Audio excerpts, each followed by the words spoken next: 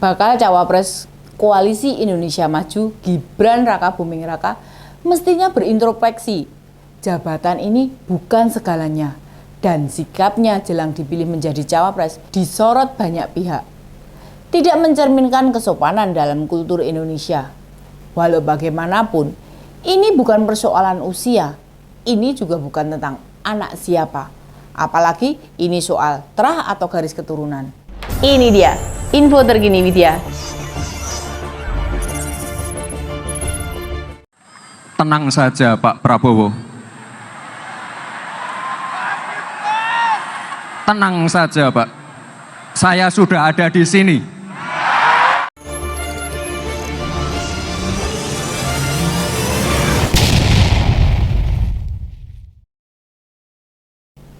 Miris rasanya jika kita memutar kembali berbagai pernyataan wali kota Solo sebelum dan sesudah ditetapkan sebagai cawapres Prabowo. Misalnya saja, sebelum berangkat ke KPU, di GBK, di hadapan para ketua partai pendukung, bahkan disaksikan Gus Miftah dan Habib Lutfi. Bisa-bisanya putra sulung presiden bilang, tenang Pak Prabowo, saya ada di sini. Percaya diri banget ini orang. Kita paham bahwa yang ngebet gandeng Gibran memang Pak Prabowo. Tapi inikah generasi muda yang digadang-gadang menggantikan kekuasaan bapaknya? Pemuda usia 36 tahun menenangkan pria dengan usia 72 tahun.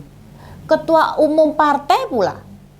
Pengalaman ikut pilpres sudah 2 kali menjadi partai besar nomor urut ketiga. Masa ia takut dan was-was di pilpres tahun depan tidak didampingi Gibran? Bisa dimaknai, Gibran sangat percaya diri. Ia mendampingi Prabowo akan membawa keberuntungan dan tidak akan terulang kembali gagal terpilih untuk jadi presiden. Bermodal apakah keyakinan itu? Karena merasa anak seorang presiden, seorang Jokowi, presiden 2 periode yang banyak didukung rakyat. Sebelum tragedi putusan MK, bisa jadi. Namun sekarang, berkacalah Mas, dan buka lebar-lebar telinga Mas Wali. Dengarkan apa yang disuarakan rakyat kecil. Kalimat penenang yang diucapkan itu, benarkah berdampak maupun berarti bagi Pak Menhan? Tidakkah bila diresapi, kata-kata itu malah terkesan merendahkan? Ya, seolah-olah Gibran memberikan garansi atau kepastian ke pasangannya. Ia benar-benar siap maju mendampingi untuk merebut suara pemilih.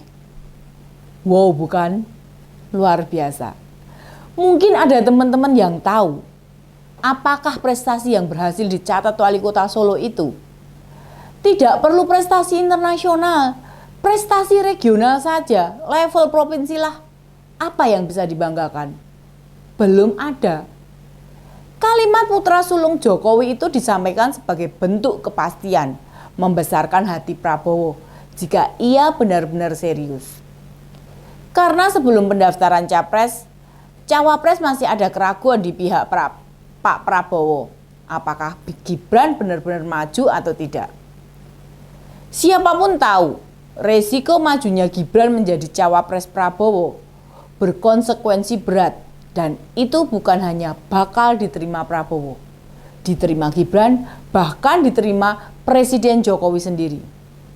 Apalagi saat diumumkan cawapres Prabowo, Gibran sendiri tak hadir, hingga publik banyak menyaksikan kesediaannya. Kembali ke pernyataan Gibran, apapun yang disampaikan memang itu haknya. Tetapi, karena ia seorang politikus, maka setiap kata yang ia sampaikan akan dinilai apa yang terkandung dan apa yang bisa dimaknai. Di berbagai komentar medsos, kita membaca jelas, publik menilai ada nada sombong, jumawa, belagu, dan pongah. Siapa sebenarnya dia? Sudah pernah berbuat apa untuk negara ini? Inikah generasi muda yang ideal jadi pemimpin masa depan? Kepercayaan diri atau kepedean Gibran ini muncul karena ia menganggap dirinya sebagai replika Jokowi, sebagai Jokowi muda, the next presiden. Ia merasa orang-orang melihat dirinya seolah-olah melihat ayahnya, Jokowi. Tapi benarkah ia sudah menjelma menjadi figur Jokowi dengan segala popularitasnya itu? Gibran ingin menunjukkan betapa Prabowo butuh dirinya untuk memenangi Pilpres 2024. Dipikirnya rakyat mudah dibodohi, dibohongi, ditipu. Gibran jelas bukan Jokowi, meski dia anaknya. Bahkan karir politik Jokowi berlawanan dengan rencana politik Gibran. Tetapi jika dinilai dan dirasa dengan hati, pernyataan itu jelas terlalu jumawa atau malah terkesan sombong. Itu bukan awal yang baik. Mungkin suami dari Selvi Ananda itu lupa pepatah.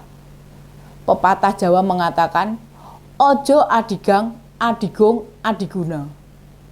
Pepatah Jawa ini memiliki makna yang dalam, yakni diingatkan untuk menjaga sikap, yakni menjaga tata krama dan tidak sombong akan statusmu. Status sebagai anak presiden, status sebagai wali kota Solo. Juga diingatkan untuk menjaga sikap dimanapun dan dengan siapapun ia berhadapan. Apakah Gibran lupa? Oktober tahun depan, jabatan bapaknya sudah akan diganti dengan orang lain. Itu pasti. Ingat, roda kehidupan itu akan selalu berputar.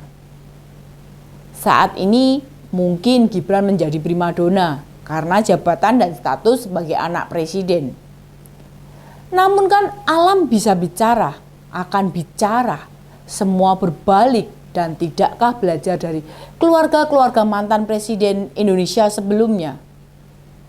Banyak pepatah Jawa itu yang terbukti karena pepatah Jawa lahir dari tradisi, dari kebiasaan-kebiasaan yang ada dan berkembang, diyakini dan menjadi penanda kehidupan masyarakat Jawa. Intinya, percaya diri dan kesombongan adalah dua hal yang berbeda dan masyarakat mengamati dengan jeli. Kesombonganmu kelewat batas. Meskipun Prabowo sendiri sangat mengharapkan Gibran sebagai cawapres, tetapi bukan berarti Gibranlah satu-satunya penentu tiket menuju kemenangannya kelak. Karena Prabowo sendiri punya pendukung yang fanatik dan koalisi partai politik yang punya basis massa yang besar. Pada Pilpres 2019 lalu, Prabowo yang berpasangan dengan Sandiaga Uno kalah dengan selisih 10%. Ini jadi salah satu bukti Prabowo bukan capres yang tanpa modal apapun. Jadi hentikan segala anggapan kami rakyat tidak tahu apa-apa dan memilih tanpa punya dasar. Kami tak mungkin memilih calon pemimpin yang tak tahu etika, tak mengerti adab, apalagi memanfaatkan kekuasaan dengan mengubah aturan. Mas Gibran masih minim pengalaman politik. Masyarakat juga tidak tahu prestasi yang ia raih selama menjabat wali kota Solo. Ia lebih dikenal karena putra Presiden Joko Widodo, bukan karena prestasi atau kebijakan yang wow, yang luar biasa, yang memajukan kota Solo. Maka lebih baik ia lebih santun dalam etika berpolitik, lebih mengedepankan tata krama, belajar dulu tentang perilaku dan politik. Dalam setiap sikap dan pernyataan, agar memilih kalimat-kalimat yang bijaksana, yang tidak menimbulkan penafsiran miring dari publik. Karena orang juga menilai dari sikap, tindakan, dan pernyataan-pernyataannya itu. Orang akan mudah sekali membandingkannya dengan cawapres lainnya, baik itu dengan Pak Mahfud MD yang seorang profesor, ataupun Caimin yang seorang kiai. Dan tentunya ini merugikan Gibran. Berpolitik secara santun, menggunakan tata krama dan bijaksana dalam kata-kata, menjadi salah satu cerminan sikap dan perilaku. Ingat, Setiap politisi yang berlaga dalam Pilpres tentu mendapatkan perhatian khusus dan akan dinilai setiap saat oleh masyarakat. Dan ini tentu saja akan berpengaruh pada pilihan rakyat. Salam gercep, gerak cepat untuk Indonesia. Demikian info terkini Widya, sampai ketemu lagi di Ini Dia, info terkini Widya selanjutnya. Salam cerdas. Ini dia, info terkini Widya